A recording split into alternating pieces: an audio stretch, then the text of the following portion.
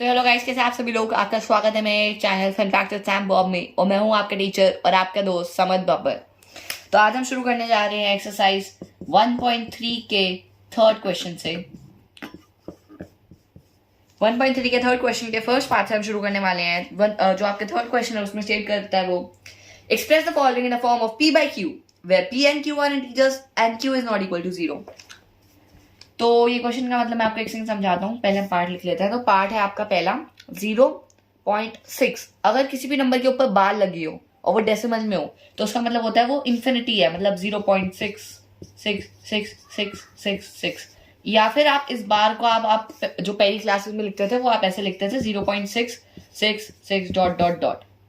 ठीक है, 3 डॉट का मतलब होता है कि ये चलता चला जाएगा, ये टर्मिनेट नहीं हो रहा। ये मैं अपनी प्रीवियस वीडियो में भी समझा चुका हूँ। तो चलिए गाइस शुरू करते हैं फर्स्ट पार्ट से। आपको समझ आ ही चुका होगा इस बार का मतलब क्या होता है। ठीक है, तो इसमें हमें क्वेश्चन में कह रहा है express the following in the form of p by q। p by q form कब होती है? जब रैशनल नंबर होता है। तो हमें इसको रैशनल नंबर की फॉर्म में एक्सप्रेस करना है। अगर ये सिंपली ऐसे होता 0.6 तो आप इसको 0.6 उसके ऊपर अगर बार ना होती तो आप इसको सिंपली कर देते 6/10, ये p by q की फॉर्म में हो जाता। लेकिन अगर अब इस पर बार है तो हम इसको कैसे करेंगे?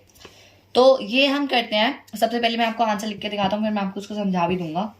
Late x is equal to 0.6 के ऊपर बार, या फिर आप लिख सकते हैं और 0.666 डॉट डॉट डॉट। उसके बाद अब इधर एक टर्म है, एक नंबर है डिफरेंट टाइप का। मतलब अगर इधर 7 भी होता तो हम 2 0 से मल्टीप्लाई करते। अब 1 है तो हम 10 लिखेंगे। अगर 2 होता तो हम 1 0 बढ़ा देते। अगर 3 होता तो हम ऐसे बढ़ाते जाते 0।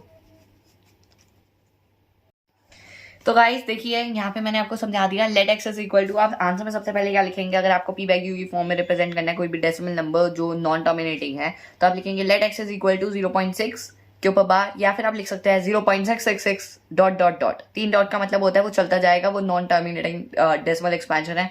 फिर उसके बाद आप लिखेंगे अगर एक नंबर है तो आप 1 0 से कर देंगे। अगर 2 होता तो आप 2 से करते। 3 नंबर होते तो आप ऐसे ही 0 बढ़ाते जाते पर नंबर। तो आप लिखेंगे 10x इज इक्वल टू 6.6। अब अगर आपने, और इधर आपको एक और स्टेटमेंट लिखनी पड़ेगी इससे पहले, 10x से पहले, मल्टीप्लाइंग बोथ साइड्स बाय 10।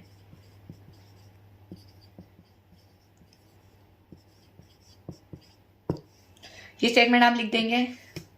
इस स्टेटमेंट के बाद आप लिखेंगे 10x इज इक्वल टू 6.6। अगर आप इसको 10 से मल्टीप्लाई करेंगे तो पॉइंट 1 आगे शिफ्ट हो जाएगा और आपका वो नॉन टर्मिनेटिंग डेसिमल एक्सपेंशन है, से 0.6 के ऊपर बार आ गया। फिर उसके बाद आप इन दोनों को सेपरेट कर देंगे। आप इसको इसमें से माइनस कर देंगे। फॉर एग्जाम्पल सेपरेट आपके लिए थोड़ा कॉम्प्लेक्स नम हो जाएगा तो आप इसमें से इसको माइनस कर देंगे।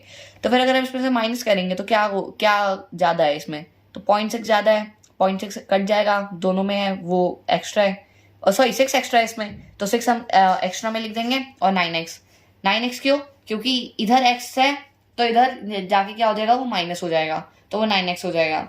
9x के बाद आपने सीखा होगा अपनी पहली क्लासेस में, इक्वेशन बन गई आपकी। इक्वेशन को आप सॉल्व कर देंगे। x is equal to 6/9।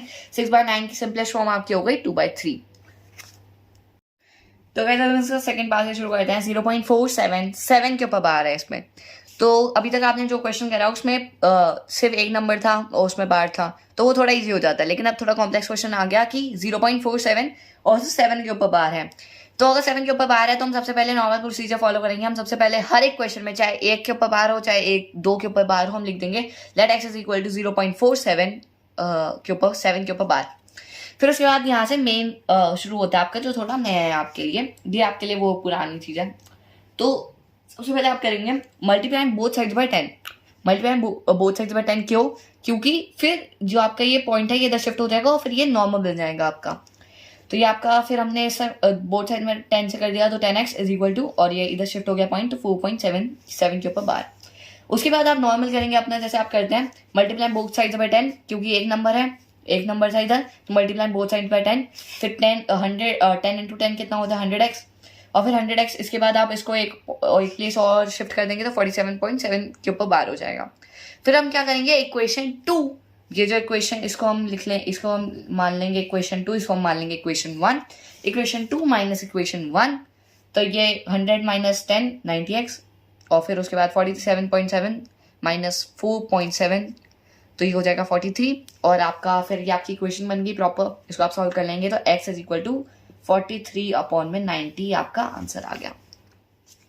तो आपको सारी चीजें समझ आ गई होगी। अगर आपको कोई भी डाउट हो तो आप मेरे कमेंट सेक्शन में अपने डाउट ड्रॉप कर सकते हैं। और आज हमने करा क्वेश्चन नंबर 3 का फर्स्ट और सेकंड पार्ट। और थर्ड पार्ट है आप लोगों के लिए एक होमवर्क, और अगर आपको उस पार्ट में कुछ समझ ना आए तो आप कमेंट सेक्शन में मेरे से पूछ सकते हैं। ऐसी और अच्छी वीडियोस के लिए आप मेरे साथ बने रहना और लाइक शेयर सब्सक्राइब और बेल आइकन को ऑन कर देना। Thank you.